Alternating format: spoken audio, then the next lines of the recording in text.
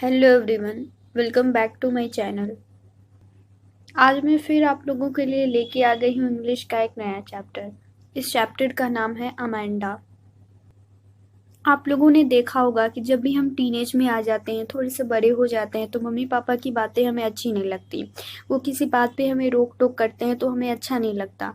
हमें लगता है कि हमारे ऊपर रिस्ट्रिक्शंस लगाए जा रहे हैं। बिल्कुल ऐसा ही कुछ इस पोएम में भी होने वाला है। ये पोएम अमांडा नाम की एक बच्ची की है। अमांडा के मम्मी या पापा उसे बात बात पे छोटी छोटी चीज़ों के लिए डांटते हैं कि ऐसा मत करो वैसा मत करो, लेकिन अमांडा को ये चीज़ें समझ में नहीं आती और उसे बहुत ज़्यादा बुरा भी लगता है कि मेरे मम्मी पापा मुझे बात बात पे रोकते टोकते हैं। वो इससे बहुत ज़्यादा इरिटेट भी हो जाती है। तो चलिए इस पोएम को शुरू करते हैं। Don't bite your nails Amanda, don't hunch your shoulders, Amanda. Stop that slouching and sit up straight, Amanda. Bite, काटना, कुतरना. Hunch, कुबर, पीठ को पीछे की तरफ झुकाकर बैठना. Slouching, to sit in a lazy way. इस स्टैंजा में हम देखते हैं कि अमांडा बहुत लेजी वे में बैठी हुई है। वो अपनी पीठ झुकाकर बैठी है, स्ट्रेट नहीं बैठी है और अपने नेल्स को अपने दांतों से कुतर रही है। तो ये देखकर उसकी मम्मी उसको टोकती हैं।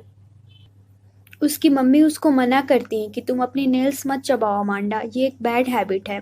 अपनी पीठ को झुकाकर मत बैठो, स्ट्रेट बैठो अमांडा। सुस्ती के साथ यानी कि लेज़नेस के साथ मत बैठो अमांडा, एक्टिव रहो अमांडा। एक एक्टिव पर्सन की तरह अपनी पीठ को सीधी रख के बैठो, सीधे होकर बैठो अमांडा। हम कभी कभी अपनी पीठ को आगे की तरफ झुकाकर नहीं बैठते हैं, एकदम लेजी होकर, एकदम लेजीनेस के साथ बैठते हैं। तो उसकी मम्मी उसको ऐसे बैठने के लिए मना करती हैं और उसे अच्छे से बैठने के लिए कह रही हैं। There is a language emerald sea where the sole inhabitant is me, a mermaid drifting blissfully.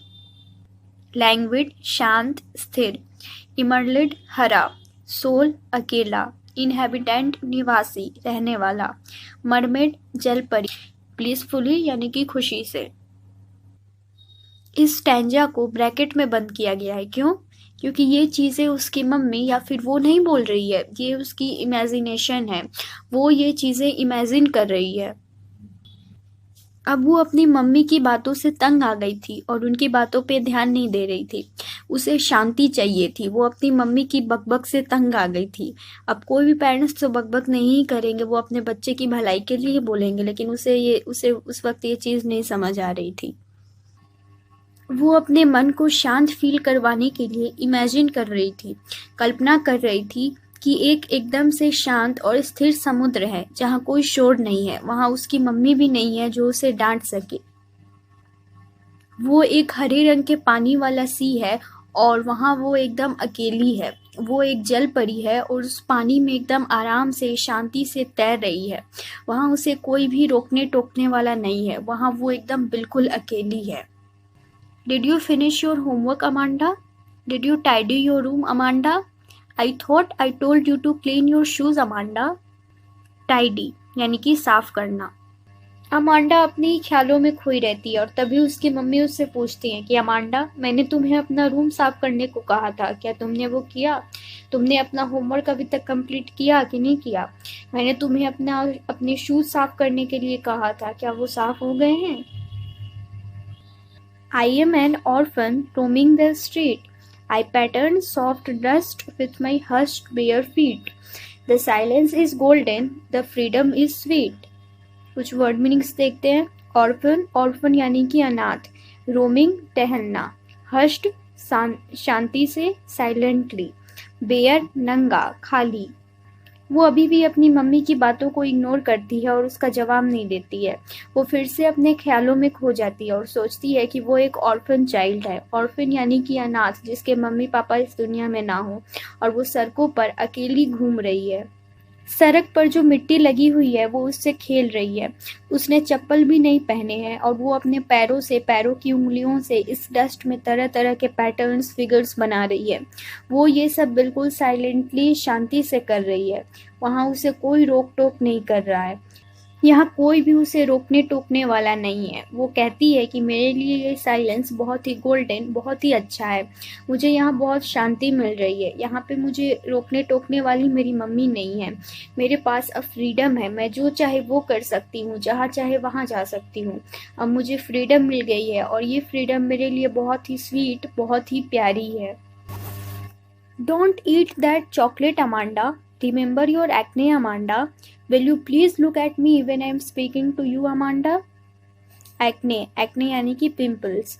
फिर अमांडा चॉकलेट्स खाने लगती है और तब उसकी मम्मी उसको बोलती है कि अमांडा ज़्यादा चॉकलेट मत खाओ, तुम्हें याद है ना ज़्यादा चॉकलेट खाने से तुम्हें पिंपल्स हो गए थे। उसकी मम्मी उसे ये सब बोलती रहती हैं लेकिन अमांडा उनकी तरफ ध्यान नहीं दे रही थी।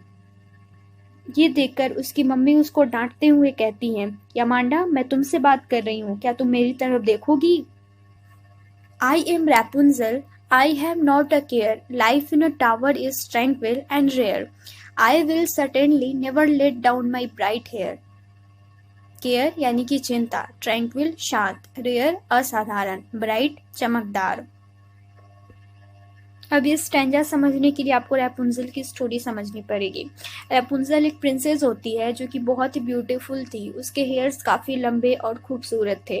लेकिन एक दिन एक विच, एक चुड़ैल उसे पकड़ लेती है और उसे एक ऊंचे टावर में, किले में बंद कर देती है। उस टावर में सिर्फ एक विंडो थी और कोई गेट वगैरह नहीं था जिससे कि वो भाग सके। फिर एक दिन एक प्रिंस वहां से गुजर रहा होता है और वो रैपुंजल को आज़ाद कराने की सोचता है। फिर रैपुंजल अपने लंबे लंबे हेयर्स को टावर के नीचे की तरफ फेंकती है ताकि प्रिंस उसके बालों के सहारे उस तक पहुंच सके, उसके बालों को पकड़कर वो ऊपर जा सके। अमांडा फिर अपनी मम्मी की बातों को इग्नोर करती है और अपनी इमेजिनेशन में खो जाती है कि वो एक रैपुंजल है और बहुत ही शांति से टावर में रह रही है।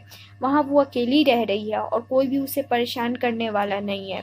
वो कहती है कि इस टावर की, इस कैसल की ज़िंदगी बहुत ही शांत है और ऐसी शांत जगह बहुत ढूंढने पे ही, रेयरली ही मिलती है। वो कहती है कि मैं उस प्रिंस के लिए अपने हेयर्स नीचे नहीं फेंकूंगी क्योंकि मैं यहाँ से बाहर नहीं जाना चाहती हूँ, यहाँ से आज़ाद नहीं होना चाहती हूँ। Stop being at once, Amanda. You are always so moody, Amanda. Anyone would think that I nagged at you, Amanda. Sulking, refused to speak. Moody, उदास. Nagged, परेशान करना। जब अमांडा फिर से अपनी मम्मी को इग्नोर करती है तो उसकी मम्मी उसको डांटती है कि तुम मुझसे बात क्यों नहीं करना चाह रही हो। मेरी बातों का जवाब दो अमांडा। तुम हमेशा मेरी बातों को सुनकर उदास हो जाती हो, अपना मुंह बना लेती हो अमांडा। कोई तुम्हें ऐसा करते हुए देखकर, ऐसा उदास देखकर सोचेगा कि मैं तुम्हें परेशान कर रही हूँ, तुम्हें डांट रही हूँ। मेरी बातों का जवाब दो अमांडा, ऐसे एक्सप्रेशंस मत दो अमांडा। और हमारी ये पोएम यहीं पे खत्म होती है। The golden silence is contrasted with the dash. A. Chaos of the street. B. Constant instructions received. C.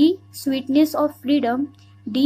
Hushed bare feet. इस क्वेश्चन का आंसर आप लोग कमेंट में दीजिएगा। आई होप आप लोगों को ये एक्सप्लेनेशन अच्छी लगी होगी। प्लीज़ इस वीडियो को लाइक करिए, शेयर करिए और चैनल को सब्सक्राइब करिए। Thanks for watching. बाय।